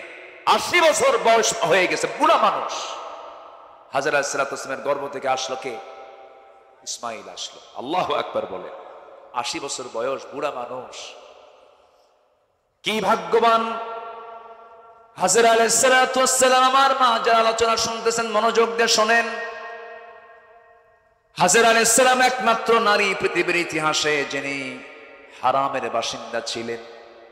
এই পৃথিবীতে কোনো মানুষ হারামের বাসিন্দা হতে পারেন না। এই পৃথিবীতে একজন মানুষ শুধু হারামের বাসিন্দা হয়েছেন, কাবার বাসিন্দা হয়েছেন। তিনি কে বলেন? হাজরা আলাইহিস সালাতু ওয়াস সালাম। ইসলামে নারীর দাম কম নয়। ইসলাম আমার নবীজি দাওয়াতি কাজ যে শুরু করেছেন, ইসলামের ইতিহাসে সর্বপ্রথম ইসলাম যে গ্রহণ করেছে একজন পুরুষ না নারী? একজন নারী, তার নাম হলো খাদিজা। তার নাম কি বলেন? খাদিজা।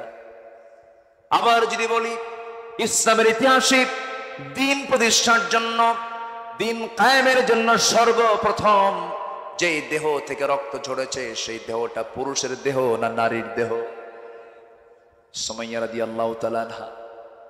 তাহলে মেয়েদের অবদান ইসলামে মনে হয় নাই? আসতে বলবেন না, আছে না নাই? আমার মা আসিয়ার মতো নারী হন, আয়েশার মতো মা হন, খাদিজার মতো মা হন। এই সমস্ত নারীদের জীবনগুলো পড়েন, শেখার চেষ্টা করেন। রহিমার মতো আদর্শ স্ত্রী হন। আমার মা এই সমস্ত মেয়েদের জীবনীগুলো পড়বেন। আমার নবীকে ডানে বামে থেকে সর্বক্ষণ স্বামীকে সান্ত্বনা দিয়েছেন একজন নারী, তার নাম হলো খাদিজা। এই খাদিজার সম্পদ ইসলামের প্রথম কাজে লেগেছে। খাদিজার উৎসাহ নবীজির উৎসাহকে বৃদ্ধি করে দিয়েছে। নবীজি হতাশ হয়ে পড়েছেন, নবীজি বিশাল চিন্তায় পড়েছেন। আমার নবীজি বারবার অস্থির হচ্ছেন। এমন সময় খাদিজার মতো নারী, দৃঢ়চেতা নারী পাশে দাঁড়ায় বলছেন, আমার স্বামী আপনি চিন্তা করেন কেন? আপনার কোনো ক্ষতি পৃথিবীর কেউ করবে না, কারণ আপনি কারো ক্ষতি করেন না। যেরকম সুবহানাল্লাহ। আপনি কারো ক্ষতি যদি না করেন, আপনার ক্ষতি কেউ করতে পারবে না। আমার বন্ধুগণ, এই জন্য আল্লাহর প্রতি তাওয়াক্কুল থাকতে হবে, আল্লাহর প্রতি ভরসা থাকতে হবে। আমার নবীর জীবনও বিপদ এসেছে, মুসিবত এসেছে, নবীজি বিপদের সম্মুখীন হয়েছেন, কিন্তু তাওয়াক্কুল করেছেন কার উপরে? আমাদের জীবনে এরকম পরীক্ষা আসতে পারে, যেমন করে আমার নবীর জীবনে পরীক্ষা এসেছিল। একটা ঘটনা আমার মনে পড়ে গেল, বলি বলি বলি বলি আমার নবীজি আম্মা জান আয়েশা সিদ্দিকা রাদিয়াল্লাহু আনহাকে সাথে করে নিয়ে কোন এক যুদ্ধের অভিযানে বের হলেন, যুদ্ধের ময়দানে রওনা হলেন। সেই যুদ্ধ হলো না।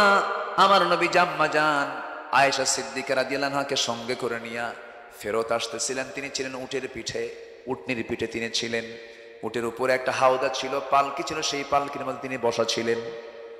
সব সাহাবী আবার যুদ্ধের ময়দান থেকে ফেরত আসতেছিলেন। নবীজি একজনকে দায়িত্ব দিয়ে বলেন, ও সাফওয়ান, এদিকে আসো, আমরা সবাই তো মদিনার দিকে ফিরে যাচ্ছি। এই যে হাজার হাজার সাহাবী, হঠাৎ করে যদি কেউ বাদ পড়ে যায়, হঠাৎ যদি কেউ এই যৌথভাবে আসতে না পেরে যদি কেউ ছিটকে পড়ে যায়, একাকী হয়ে যায়, তোমার দায়িত্ব হলো সেই পিছে পড়ে যাওয়া লোকগুলোকে তুমি এক জায়গায় জমা করে মদিনা পর্যন্ত নিয়ে আসবে। হুজুর ঠিক আছে, আমি দায়িত্ব আমি গ্রহণ করলাম।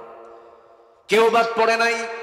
ওই অভিযান থেকে ফেরত আসার পথে কোনো সাহাবী বাদ পড়লেন না, কারো কোনো সমস্যা হয় নাই। বাদ পড়েছেন আমার নবীজির মিসেস আয়েশা সিদ্দিকা রাদিয়াল্লাহু তাআলা আনহা। বাদ পড়া, তিনি কেমন করে বাদ পড়লেন? রাস্তায় চলতে চলতে হঠাৎ করে তিনি বললেন, ও আমার দায়িত্বপ্রাপ্ত সাহাবী, আমার প্রাকৃতিক ডাক এসেছে, আমাকে শৌচকার্য করতে হবে, আমাকে নামায়া দাও। উটের পিঠ থেকে তিনি নামলেন, হাওদা থেকে তিনি নেমে আড়ালে চলে গেলেন, শৌচকার্য করলেন। শৌচকার্য করে যখন তিনি ফেরত আসবেন, ফেরত আসতে তার একটু দেরি হয়ে গেল, বিলম্ব হয়ে গেল। আম্মা জান আয়েশা এত চিকন ছিলেন সেই সময়ে, পালকির মধ্যে থাকলেও যে ওজন, পালকির মধ্যে না থাকলেও সে ওজন। ওই দায়িত্বপ্রাপ্ত সাহাবী করলেন কি, ভিতরে আম্মা জান আয়েশা আছেন কি নাই, এটার তিনি যাচাই বাছাই করলেন না, কারণ সেই সময় পর্দার বিধান নাজিল হয়ে গেছে। কিছু বললেন না, আওয়াজও করলেন না, ভাবলেন মনে হয় আম্মা জান আয়েশা আছেন। হাওদাটাকে আছে মনে করে পালকিটা উটের পিঠে চড়াইয়া দিয়েছেন। উট চলে গেছে, পালকি চলে গেছে, কিন্তু পালকির মধ্যে যিনি আছেন তিনি তো নাই, তিনি বাদ পড়ে গেছেন। যখন তিনি বাদ পড়লেন, আস্তে করে তিনি ওই জায়গায় তিনি চাদর মুড়িতে বসে পড়লেন যেখানে তিনি হারিয়ে গেছেন। আল্লাহর নাম বারবার নিচ্ছেন, ও তাওয়াক্কাল আলাল্লাহ। যে অবস্থায় থাকে না কেন আমরা ভরসা করব কার উপরে? আল্লাহর উপরে। এই তাওয়াক্কুল করে তিনি বসে আছেন। দূর থেকে দায়িত্বপ্রাপ্ত সাহাবী লক্ষ্য করে দেখেন কে যেন বসা, মহিলা মানুষ, কাছে গিয়ে দেখলেন, তিনি চিনতে পারলেন এটা তো আমাদের আম্মা জান আয়েশা। চিনলেন এই জন্য পর্দার আয়াত নাজিল হওয়ার আগে তিনি আম্মা জান আয়েশাকে দেখেছিলেন।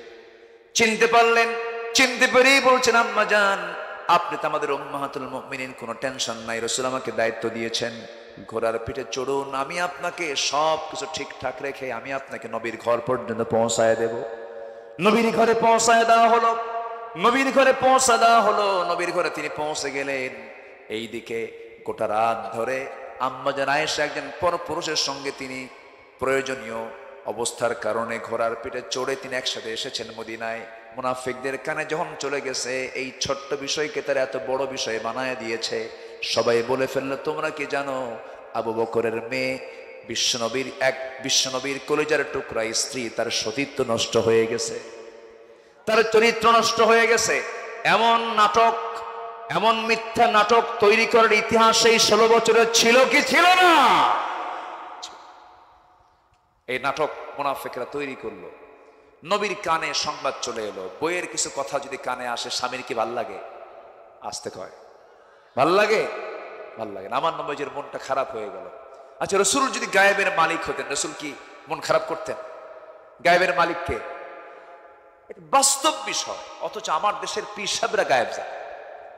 আমার নবী গায়েব জানে না, আর আমার দেশের পীর সাহেবরা কি করে? গায়েব জানে। বাবার দরবারে গেলে যদি বলে, বাবা দেখো তো আমার কপালটাতে কি আছে, কপালের দিকে ছায়া থাকে, বাবা কত কও, 10 মিনিট ধরে বাবার পা ধরে হাত ধরে বারবার বাপ বাপ বলে ডাকে, তো বাবা আবার ভান ধরে থাকে, চোখটা নিচু করে থাকে, চুপ মেরে থাকে। 10 মিনিট পরে এরকম চুপ থেকে হঠাৎ করে একটা আওয়াজ দেয়, যা। কি বুঝতেছেন কিছু? মানে শয়তান সর হয়েছে উপরে। কি সর হয়েছে? শয়তান। গায়েবের মালিক কেউ না। গায়েবের মালিক কে? আসতে বলেন, গায়েবের মালিক কে? আমার নবীজি বললেন, আয়েশা কি যেন কথা আমার কানকে ভারী করে দিচ্ছে, আমার মনটা একটু খারাপ, আমার মনটা ভার হয়ে আছে। আয়েশা, আমার মনে হয় তোমার এই মুহূর্তে তোমার বাবার বাড়ি চলে যাওয়াটাই উত্তম। এই কথা কি সাধারণ আঘাত না মহা আঘাত? বলেন বলেন বলেন বলেন। বিশাল বড় আঘাত। এই আঘাত কি শুধু একজনের না 2 জনের? আমার নবীরও কষ্ট, আবার আমার নবীজির স্ত্রী আম্মা জান আয়েশারও কষ্ট। আর আনন্দ কাদের? বলেন বলেন বলেন, আনন্দ কাদের? মুনাফিকদের। এখন মুনাফিকের আনন্দ কর। মুনাফিকদের মুখে মাটি মেরে দেন তিনি কে? আল্লাহ তাআলা। আমার নবীজি বলে দিলেন, আম্মা জান আয়েশাও কম না, উনি তো প্রচন্ড মেধাবী ছিলেন, প্রচন্ড মেধাবী। এত মেধাবী ছিলেন, একটা জীবন্ত কম্পিউটার, যা শুনেছেন একবার জীবনে তা ভোলেন নাই। এত মেধা ছিল তার। আমার নবীজি তাকে বিয়ে যে করেছেন, এটা ইঙ্গিত ছিল কার? আল্লাহ তাআলা। ঘরের ভিতরের ঘটে যাওয়া কথাগুলো উম্মার জন্য দরকার। যখনই যে প্রশ্নগুলো জমা হতো আম্মা জান আয়েশা সব প্রশ্নগুলো করতেন, রাসূলের কাছ থেকে উত্তর নিতেন, আর এটাই হাদিস হয়ে তার মাথায় সেভ হয়ে যেত। আম্মা জান আয়েশা সিদ্দিকা রাদিয়াল্লাহু তাআলা আনহা যখন এই কথাটা তার কানে ঢুকলো, এত আঘাত পেলেন, শুধু যাওয়ার সময় বললেন, ইয়া রাসূলুল্লাহ, আমার বিয়ের ফয়সালা কিন্তু দুনিয়াতে হয় নাই, আকাশ থেকে হয়েছে। আমি সম্পূর্ণ তাওয়াক্কুল করলাম কার উপরে? আসতে বলবেন না, কার উপরে? আল্লাহর সন্তুষ্টি পেতে হলে কার উপরে তাওয়াক্কুল করতে হবে? আল্লাহ। ফাসবরুন জামিল। এবং আরেকটা আয়াত আছে, ওয়ামান ইয়াতাওয়াক্কাল আলাল্লাহ ফাহুয়া হাসবুহ। আল্লাহু আকবার বল। যে ব্যক্তি আল্লাহর উপরে ভরসা রাখে এটাই তার জন্য যথেষ্ট। জোরে কোন সুবহানাল্লাহ। আমার বন্ধুগণ, আম্মা জান আয়েশা সিদ্দিকা রাদিয়াল্লাহু তাআলা আনহা স্বামীর মুখ থেকে এমন কথা শুনে তিনি রওনা করলেন, বাবার বাড়ি চলে এলেন। বিয়ের পরে একজন মেয়ে মানুষকে বাবার বাড়ি মানায় না, স্বামীর বাড়ি মানায়। বাবার বাড়ি চলে গেছে, বাবা ভালো করে কথা বলে না, মাও ভালো করে কথা বলে না। আম্মা জান আয়েশা সিদ্দিকার খাওয়া বন্ধ হয়ে গেছে, সেজদায় পড়ে পড়ে কাঁদেন আর আল্লাহর প্রতি তাওয়াক্কুল করে বলেন, আল্লাহ তুমি তো জানো আমার ভিতরটা কি, আমার কোনো দোষ নাই। মুনাফিকরা এত বড় নাটক বানাইছে, আল্লাহ তুমি এই নাটকটা কখন ভেঙে দিবা? তোমার ভরসায় আছে। আমি চলে আসছি আমার বাবার ঘরে, স্বামীর ঘরে যেতে পারি না। আমার নবীজি বিছানায় যান ঘুমানোর জন্য। যে রাসূল বলতেন আমার স্ত্রীদের মধ্যে সবচেয়ে শ্রেষ্ঠ স্ত্রী হচ্ছে আমার আয়েশা। আমার নবীজি ঘুমাতে যান, হাতটা বারবার আগায় দেন, কিন্তু আয়েশা নাই, বুকটা খান খান হয়ে যায়। আমার নবীজি চরম কষ্ট পাচ্ছেন, নবীজির চোখের পানিতে বালিশ ভিজে যায়, আম্মা জান আয়েশার চোখের পানিতে সেজদায় মুসাল্লাটা ভিজে যাচ্ছে। এরকম করে দিনের পর দিন চলতে লাগলো। সম্পূর্ণ ভরসা ইমানদার কার উপরে করবে? আসতে বলবেন না, কার উপরে করবে? বিজয়টা আসে কার পক্ষ থেকে? আল্লাহর পক্ষ থেকে। 5 অগাস্টে যে আজকে 5 অগাস্টে যে বিজয়টা এসেছে, এই যে যুবকরা ছাত্ররা রাস্তায় নেমেছে, দিল থেকে ভয়টা দূর করে দিয়েছেন তিনি কে? দিল থেকে ভয় একদম দূর করে দিয়েছিলেন। স্বরাষ্ট্রমন্ত্রীকে লক্ষ্য করে পুলিশ কর্মকর্তা বলতেছে, স্যার একটা করে গুলি করি, একটাই শুধু মর, বাকিগুলো সব আগায় আসে। এ তো উপায় নাই, পারতেছি না। এই যে কদম্য সাহস, এই সাহসের 16 আনা যোগান দিয়েছেন তিনি আমার কে? আল্লাহ। সত্যিকারের গণভবন সেই দিন গণভবনই হয়েছিল। গণভবন মানে কি ব্যক্তিগত ভবন না, গণভবন কি মানে কি সবার?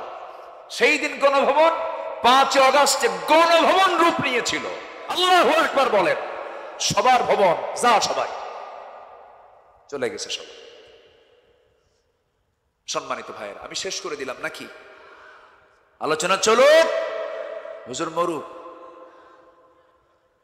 হুজুরও তো ভাসে থাকা দরকার। আবহাওয়াটা এত সুন্দর, একটা বাতাস মেরে দিয়েছেন আল্লাহ তাআলা। গতকালকে কিন্তু এর চেয়ে গরম ছিল। গরম ছিল না? আজকে চতুর্দিকে বৃষ্টি হয়েছে, কিন্তু এখানে পাবনায় বৃষ্টি হয় না। হ্যাঁ, তখন হয়েছে। আল্লাহ আল্লাহ। আমি ভাবি আমার আসতে কয়, বৃষ্টি হয়, আবার যাব, কি করব? কমিটি খুব চালাক, বলেও না। কিন্তু আমার বলেন নাই তো আপনারা, মানে এই জন্য বলে নাই হুজুর যদি শোনে বৃষ্টি যদি না আসে আবার, তার এক চিন্তাই ছিল। যাই হোক, আল্লাহ তাআলা সবকিছুকে সহজ করে দিয়েছেন। বলি আলহামদুলিল্লাহ। একটা মানুষের নড়াচড়া নাই, এত পিন পতন নীরব হয়ে কথাগুলো শুনছেন, আল্লাহর মেহেরবানি। বলি আলহামদুলিল্লাহ। প্রত্যেকটা লোকের কাছে আমার কামনা, আজকে ফজর নামাজ জামাতের সঙ্গে হতে হবে। এমন কামনা কি করা যায়? কারা কারা ফজর নামাজ জামাতের সাথে পড়বেন? হাত উঁচু করে দেখান, জোরে বলি আল্লাহ। আমাদেরকে ফজর, জোহর, আসর, মাগরিব, এশা 5 ওয়াক্ত সালাত আদায় করার তৌফিক তুমি আল্লাহ দিয়ে দাও। জোরে বলি আমিন। হাত নামা। সম্মানিত ভাইয়েরা, তাওয়াক্কুল করব কার উপরে? ভরসা করব কার উপরে? সন্তান পেটে, ইব্রাহিম আলাইহিস সালাম বলেন, হাজেরা তুমি এই কাবার বাসিন্দা, তুমি এখানে থাকো। আপনি আমাকে এখানে রেখে যাচ্ছেন একা একা? হ্যাঁ, একা একা রেখে যাচ্ছি। আল্লাহর নির্দেশনা আছে কি? হ্যাঁ, আল্লাহ তাআলার নির্দেশনা আছে। সঙ্গে সঙ্গে মুস্কি হাসি মেরে বলেন, আপনি নিঃসন্দেহে চলে যান, আমার আল্লাহ আমার জন্য যথেষ্ট। তাওয়াক্কুল কার উপরে? আল্লাহর উপরে। চুল পরিমাণ মন খারাপ করেননি। সন্তান বড় হয়ে গেছে, 7 বছর হয়ে গেছে। ইন্না রাফিল মানামি আন্নী আযবাহুক। সন্তান, আমি তোমাকে জবাহ করছি, স্বপ্নের মধ্যে দেখলাম। বাবা বলো। বাপ এই কথা বলার সঙ্গে সঙ্গে ছেলে মুস্কি হাসি মেরে বলে, আল্লাহ আমার জন্য যথেষ্ট, সাতাজিদুনি ইনশাআল্লাহু মিনাস সাবিরিন। আল্লাহু আকবার বলে। তাওয়াক্কুল হচ্ছে ইমানদারদের জীবনের একটা গুরুত্বপূর্ণ দিক। ভরসা করব কার উপরে? আল্লাহর উপরে। আমাকে রোগ সারাবে ডাক্তার না আল্লাহ? ডাক্তার না আল্লাহ? ওষুধ না আল্লাহ? কে সারাবেন? ওয়াইদা মারিদতু ফাহুয়া ইয়াশফিন। আল্লাহু আকবার। আল্লাহ আমাকে সুস্থ করে দিবেন। সম্মানিত ভাইয়েরা, তাহলে আম্মা জান আয়েশা আছেন স্বামীর ঘরে না বাবার ঘরে? বলেন, স্বামীর ঘরে না বাবার ঘরে? কাদের ষড়যন্ত্রে? বলেন, কাদের ষড়যন্ত্রে? মুনাফিকদের। অথচ আম্মা জান আয়েশার দামটা কত? আম্মা জান আয়েশা বলেন 9টা কারণে আল্লাহ তাআলা আমাকে শ্রেষ্ঠত্ব দান করেছেন। কয়টা কারণে? 9টা কারণে। নাম্বার 1 হলো, আমি আয়েশা নিজেকে ধন্য মনে করি, আমি একমাত্র আমার নবীর স্ত্রী ছিলাম। 9 বছরে বিয়ে হয়েছে, 13 বছরে বধূ হয়ে নবীর ঘরে পদার্পণ করেছি। নাম্বার 3 হলো, আমি জিব্রাইলকে নিজের চোখে দেখেছি। নাম্বার 4 হলো, আমি নবীর সঙ্গে একই কাঁথার নিচে শুয়ে থাকতাম, আমি থাকা অবস্থায় ওহী নাজিল হয়ে যেত। নাম্বার 5 হলো, আমি আয়েশা নিজেকে ধন্য মনে করি, আমার নবীজি আমার ব্যাপারে বলেছেন শরীর খাবার যেমন শ্রেষ্ঠ খাবার, আমার স্ত্রীদের মধ্যে আমার শ্রেষ্ঠ স্ত্রী হতেছে আমার আয়েশা। এমন কথা কারো ক্ষেত্রে তিনি বলেন নাই। আরেকটা কারণ আমি শ্রেষ্ঠ, আমার নবীজির 13 জন স্ত্রীর ভিতরে 12 জন সবাই ছিলেন বিবাহিতা, সবাই ছিলেন বিবাহিতা, বিধবা ছিলেন, বিবাহিতা ছিলেন। আমি একমাত্র আয়েশা, আমি ছিলাম কুমারী। আমার এটা শ্রেষ্ঠত্ব আল্লাহ তাআলা আমাকে দান করেছেন। আর একটা কারণে আল্লাহ তাআলা আমাকে শ্রেষ্ঠত্ব দান করেছেন, আমার নবীজি দুনিয়া থেকে বিদায় নেবেন, আমার ঘরটাকে তিনি পছন্দ করে নিয়েছেন। কোন স্ত্রী ঘরে যান নাই, আমার ঘরে কড়া নাড়লেন, আমি ঘরের দরজা খুলে দিলাম, নবীজি আমার ঘরে এসে বলছে আয়েশা শরীরটা প্রচন্ড খারাপ। কোন মাসে? বলেন কোন মাসে? এই মাসটা কোন মাস চলতেছে? রবিউল আউয়াল মাস। একটু তো বলাও দরকার। আমার নবীজি সঙ্গে সঙ্গে বলছেন আয়েশা প্রচন্ড মাথা ব্যথা, মাথায় একটু পানি ঢেলে দাও তো। আমার নবীজি শুয়ে পড়বেন, আম্মা জান আয়েশা তাকে বালিশ গায়ে দিচ্ছেন। রাসূল বলছেন না বালিশ হবে না, তোমার উরুটা বিছায়া দাও। আমার নবীজি আম্মা জান আয়েশার উরুতে মাথা রেখে তিনি শুয়ে আছেন, মাথায় পানি ঢেলে দেওয়া হলো। আমার নবীজি আজান শুনতে পেলেন, আজান শোনার সঙ্গে সঙ্গেই তিনি ওঠার জন্য চেষ্টা করে, ইমানদার নামাজের আজান শুনলে পরে অস্থির হয়ে যায়। আমার নবীজি নামাজ পড়ার জন্য নিজের গায়ের সকল শক্তি প্রয়োগ করে যখন তিনি উঠতে নিলেন, চক্কর দিয়ে পড়ে যেতে নিলে আম্মা জান আয়েশা তাকে ধরে নিয়ে তাকে আবার শয়া দিয়ে বলছেন ইয়া রাসূলুল্লাহ আপনার দাঁড়িয়ে থাকার মতো শক্তি মনে হয় আপনার আর নাই, আপনি আর পারবেন না দাঁড়িয়ে নামাজ পড়তে, জামাতে নামাজ পড়তে। রাসূল বলছেন আয়েশা রে আমার বেলাল তো আজান দিল, আমার জায়গায় নামাজটা পড়াবে কে? তোমার আব্বাকে ডাক দিয়ে বলো আমার মুসাল্লায় যেন আমার আবু বকর আমার মুসাল্লায় দাঁড়ায় আমার দায়িত্বটা পালন করে নেয়। নবীজি ইঙ্গিত দিয়ে দিলেন আমার পরে নেতাটা কে হবে? নেতৃত্ব তৈরি হবে নামাজ থেকে। আসতে কবেন না জোরে কোন ঠিক কিনা? নেতৃত্ব তৈরি হবে কোন জায়গা থেকে? নামাজ থেকে। যে নেতার নামাজ নাই জুতা পেটা করা দরকার, ঠিক কিনা? যে নেতা বিড়ি খায়, নামাজ পড়ে না, গাঁজা খায়, জনগণের সম্পত্তি লুটপাট করে, তাদের মুখে জুতা মারার সময় এসেছে এখন। আমার নবীজি আম্মা জান আয়েশা সিদ্দিকা রাদিয়াল্লাহু আনহা তাকে লক্ষ্য করে বলছেন আয়েশা আমার বেলাল তো আজান দিয়ে দিল, মনে হয় আমি আর জামাতে নামাজ পড়তে পারবো না, তুমি আমার কলেজা আমার প্রাণের সাহাবী আবু বকরকে বলো আমার মুসাল্লায় সে নামাজের দায়িত্ব পালন করুক।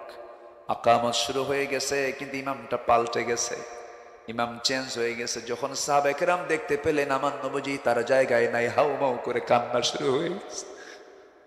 সাহাবীরা কান্দে, সাইয়েদনা আবু বকর নামাজের মধ্যে কান্দেন, নামাজ পড়াচ্ছেন আর হাউমাউ করে কাঁদতেছেন। হুজরা খানায় আমার নবীজি শুয়ে থাকা আওয়াজগুলো শুনতে পাচ্ছেন। বলছেন আয়েশা রে আমার সাহাবীরা কান্দে, আমার সাহাবীরা নামাজ পড়ে, আমি নামাজের দৃশ্যটা দেখতে চাই, আমাকে একটু ধরো তো। ধরা হলো। আমার নবীজি আস্তে করে আম্মা জান আয়েশার ঘাড়ের উপরে ভর করে করে জানালার কাছে গিয়ে দাঁড়ালেন। সাহাবায়ে কেরাম নামাজ পড়ছিলেন, আমার নবীজি তাদের নামাজের দৃশ্যগুলো দেখে নবীজিও কান্নায় ভেঙ্গে পড়ছেন। নবীজির চোখের পানিগুলো গড়ে গড়ে দাড়িগুলো ভিজে যাচ্ছিল। আম্মা জান আয়েশা চোখের পানিগুলো মুছে মুছে দিয়ে বলেন ইয়া রাসূলুল্লাহি সাহাবীদের নামাজ দেখে আপনি কান্দেন কেন? তারা তো নামাজ আদায় করছে। রাসূল বলছেন আয়েশা তুমি কখনো ভাববে না আমার চোখের পানি কোনো দুঃখের চোখের পানি নয়। আমার এই চোখের পানি আজকে বের হওয়ার কারণ হলো এই নামাজ কায়েম করতে গিয়ে তায়েফের ময়দানে আমাকে মার খেতে হয়েছে।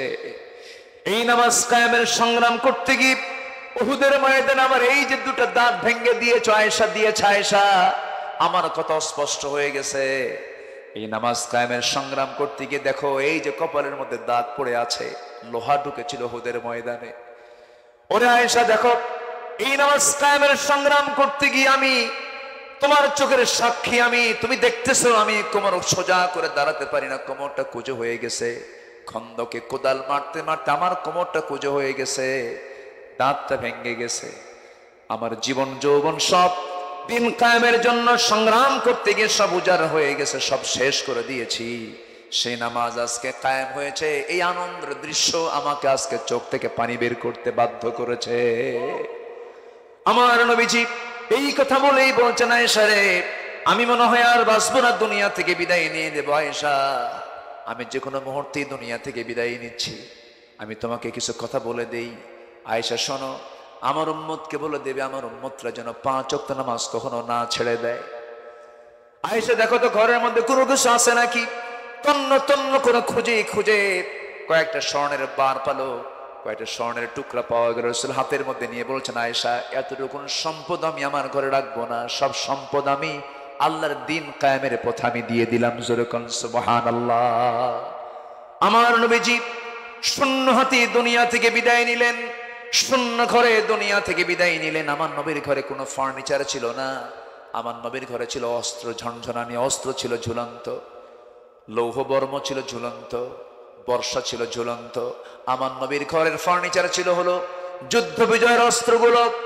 আমার বন্ধুগণ, এই কনসেপ্ট আমাদের মুসলমানদের মধ্যে এখন আনা দরকার, কারণ সকল শিরকিয়াত দূর করার জন্য ওই সুন্নতের দরকার আছে না নাই?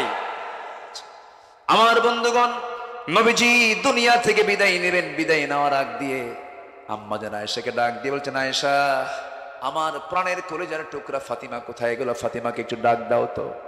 ফাতিমা ডাক দেওয়ার সঙ্গে সঙ্গে দরজাদের সামনে হাজির। রাসূল বলছেন, ফাতিমা রে, কান্দিস না, তোর বাপ মারা যাবে রে, এই দিকে আয়। সহিহ বর্ণনা আমার রাসূল আম্মা জান আয়েশা বর্ণিত হাদিস এটা। আমার নবীজি কানের মধ্যে মুখ ঢুকায় দিয়ে বলছেন, ফাতিমা রে,